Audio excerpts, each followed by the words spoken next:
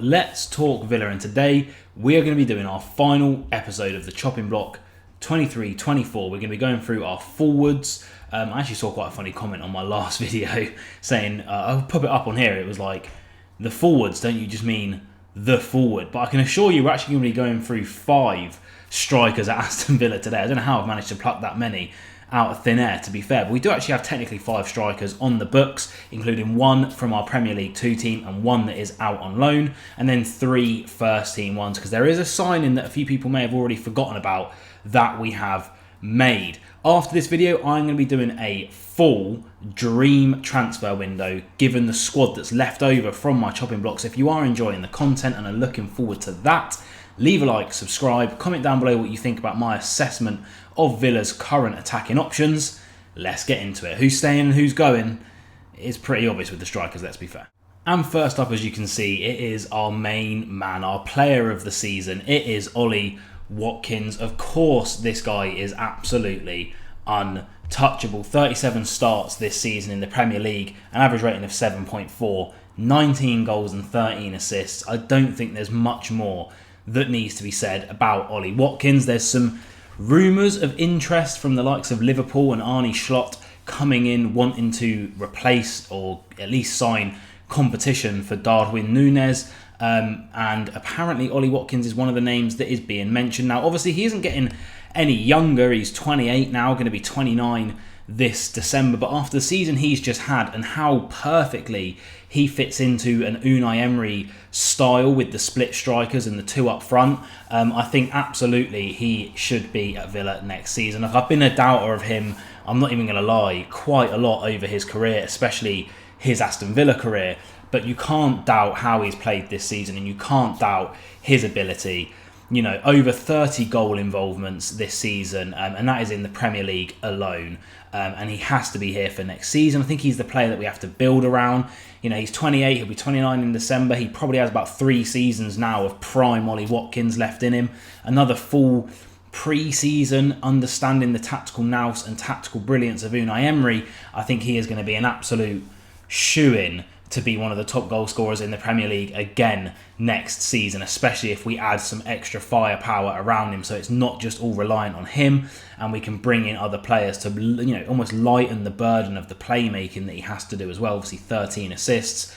He is staying no matter what. And then we move on to John Jada Duran, and I put an asterisk next to his name. This season only got 3 starts but scored 5 goals. 23 matches overall. But you can probably see a couple of them. I'll put a couple of them in the little description bit here. But in terms of goals per 90, he is in the top 4 percentile in the Premier League for strikers, and his defending as well. His defending attributes are amazing in terms of per 90. He just didn't get very many minutes this season. He still is only 20 years of age. There's obviously been interest from the likes of City and Chelsea as well in his signature. He's clearly highly rated in and amongst the elite of European football, and the reason the asterisk is there is because we might have to sell to strengthen this season. And yes, John Duran's ceiling is so high. He has the potential to go on and be one of the best strikers in the world, and I truly believe that if he kind of gets his head screwed on and focuses. He's a bit of a Mario Balotelli type. For me, his career is going to either go one of 2 ways. But in the end of the day, he is only 20. He's not going to be giving us his best for at least another 2 seasons. And if there's interest and the bid is right, I'm talking 40, 50 million, because of the fact that his ceiling is, you know, nothing short of elite. That would be, I think, enough maybe to tempt Villa to accept the deal now and kind of replace him with the likes of a Joshua Zirkzee, who I've done a video on before, who has a release clause of 34 million. He's 23, 24 years of age. He is becoming the finished article now, whereas John Duran is a project. Obviously, Aston Villa's a project. Unai Emery's just signed a 5-year contract to keep him at the club. Maybe we just go in and we get an extra striker, but then is John Duran going to be happy being a number 3? There's a lot of ifs, ands, buts and maybes about John Duran, and I feel like if the bid's right, I would be happy for him to leave, purely if we could replace him with someone like a Zirkzee, because again, we're in the Champions League right now. We need results right now with FFP, and we could get a lot of money for him. The next player is technically not an Aston Villa player, I think, until tomorrow or something like that. I want to say it's sometime in June, I believe. Maybe it's the 30th of June. We have to officially buy him back, as you can see on the screen. That's Cameron Archer, 21 starts out of 30 games in the Premier League this season, getting 4 goals and an assist for a Sheffield United team who might be one of the worst teams that we've seen in the Premier League. Nothing particularly stood out in terms of his stats for me this season. He's 22 years of age, and for me, I feel like we need to find a permanent deal to take him away from Aston Villa. I like Cameron Archer.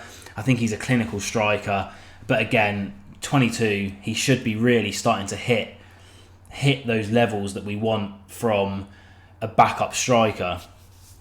And I understand how bad Sheffield United were, but 4 goals in 21 starts is just not good enough. His market value currently sits at 23 million. If we could get somewhere in the region of 15 to 25 million on a permanent deal with no buyback clause, then absolutely we should do that. Get him off the books. Unfortunately, I just don't think he's quite ready to be a Champions League striker just yet. I don't see the benefit at all in loaning him out. We've tried it in the past. We've tried selling him to Sheffield United, and now we've had to buy him back.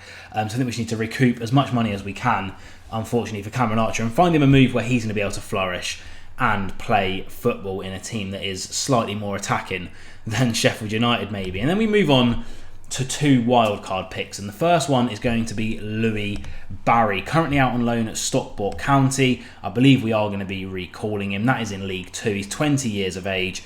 This season, from 17 starts, he got 9 goals and 4 assists and an average rating of 7.18. A really good return from Louis Barry. Let's not forget, we signed him for about £1 million when he was like 16, 17 from the Barcelona Academy, where he was at for a year at La Masia. And he was one of those players. He came in with so much hype, 15-year-old British kid gets signed by Barcelona. Then he comes back to his boyhood club that he supported of Aston Villa, his familial club. But it just hasn't really worked. A couple of loans for him that didn't really work. This Stockport loan did seem to work this season. Like I say, I mean, that's 13 goal involvements from 17 starts. And in terms of his stats this season, he was right up there at the top, especially for per 90s. He broke a record for Stockport County. I think he scored in something like 7 games in a row at home or something like that, or 7 away games in a row. So he's got a record for Stockport County. He did suffer an injury again, and he's very, very injury prone. The thing that's on his side is his age. I don't believe he's ready to be, thrust into first team action yet for Aston Villa, but he's proven himself now for me at a League 2 level. I think 20 years old, you need to be a step above League 1. So I would be looking at possibly a newly promoted or mid-table team in the Championship to get him out on loan, to get some experience, perhaps the likes of a Middlesbrough. I'm trying to think of other teams that might be, work for him. Maybe a Watford, play quite attacking football, QPR, something like that. Even like a Preston North End, he can work under the likes of Wayne Rooney, who's recently been appointed as their manager. He can feed off of the likes of Morgan Whittaker, would be a good fit for him. So I'd like to see him get his Championship loan now, and then we can reassess him in the summer. And the other one, a person that's been linked with leaving us, as you can see on the screen now, is Rory Wilson. A very, very highly talented 18-year-old Scottish striker. A lot of hype around this kid. He is absolutely destroying it for the youth setups in and around Aston Villa. However, there is talk of some of, again, Europe's elite clubs coming and poaching him because he is 18 now. He wants to be progressing into men's football. I think now is the time, again, for Rory Wilson to get a loan. I don't think he's quite ready to be thrust into a first team that is currently competing at the top of the Premier League and in the Champions League. I wouldn't want to keep him around in the youth setup just to get a few token minutes in the Carabao and FA Cup. Again, I think his ceiling is so high. The hype around him is so real. I'd like to see him get at least League 1 or above, a solid loan deal where he's going to be playing minutes in adult men's football, getting that experience, and then another one that we can reassess in the summer. Next summer, that is, not this summer. The chopping block forwards, all done. We could just be left with Ollie Watkins if the right bid came in for John Duran. So you can tell that a striker is going to be on my wish list. The fact that Emery plays 2 up front means we definitely need cover, and Ollie Watkins can't do it all again, can he? And that will all factor in to my dream transfer window video that is coming out very, very soon. I'm very, very excited for this one, guys. It should be an absolute blast. If you have enjoyed the chopping block, leave a like, comment down below what you think. The final squad will be all in that dream transfer window again, so keep an eye out for that one. As always, the support's been amazing recently. Honestly, thank you ever so much. We've got so many good videos coming up on the channel, including a tier list of this season's performers. Like I say, that dream transfer window, loads of transfer rumours, as well as our Premier League review, which I should be able to finish this weekend as well. Fingers crossed, if stuff at home and work all goes well, then I'll be bringing loads of videos to you guys. I've been absolutely loving it. Up the Villa, new badge as well, has been released. Leave your thoughts on that down below. But as always, guys, come on, up the Villa. Be nice to everyone, and I'll see you soon.